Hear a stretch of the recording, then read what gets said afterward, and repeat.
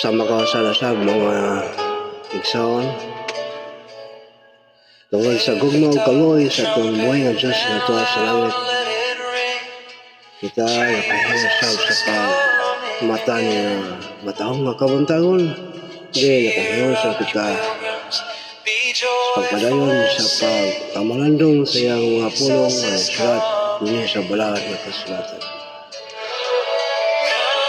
Nabasahon sa Korinto, Kapitulo 6, versikulo 1 Korinto, versikulo 6, versikulo 9, Kapitulo 6, versikulo 9. Nagingon, nasayod ba kamo nga ang mga dili matarong, dili makapanunod sa gingangan sa Diyos?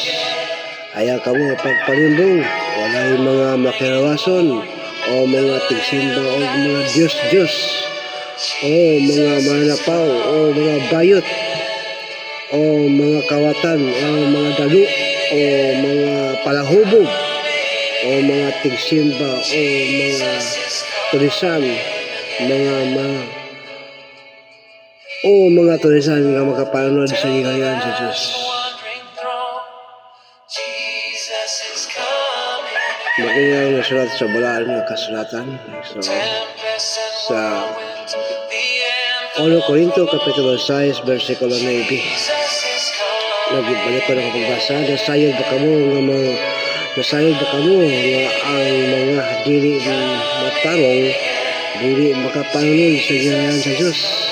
Ayaw kamo pagpalimbong, walay mga makilawason o mga tigsimba o mga Diyos-Diyos o mga manapaw o mga bayot, versikulo 10, o mga kawatan o mga dalu o mga palahubog o mga tigpasipala o mga tulisan nga makapanunod sa gingangan sa Diyos.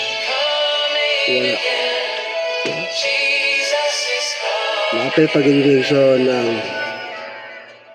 pagkapalahubog. Kung atong pamalandungan maigsoon ang pulong sa Ginoo, kung isulat sa balaan ng kasulatan, kini pasalamang ka giya sa atong patalinghugan o atong pamalandungan nga dito day sa gingharian sa Diyos.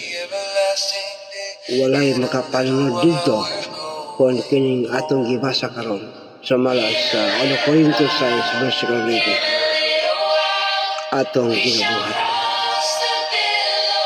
Makini ang nisulat ko din ato kining biyaan mga igsoon kung kita gusto jud nga moadto niya ng iyang gisaad nga gingharian din magpuyo ang mga tao dito wala niya kamatayon, wala niya kasakit, no?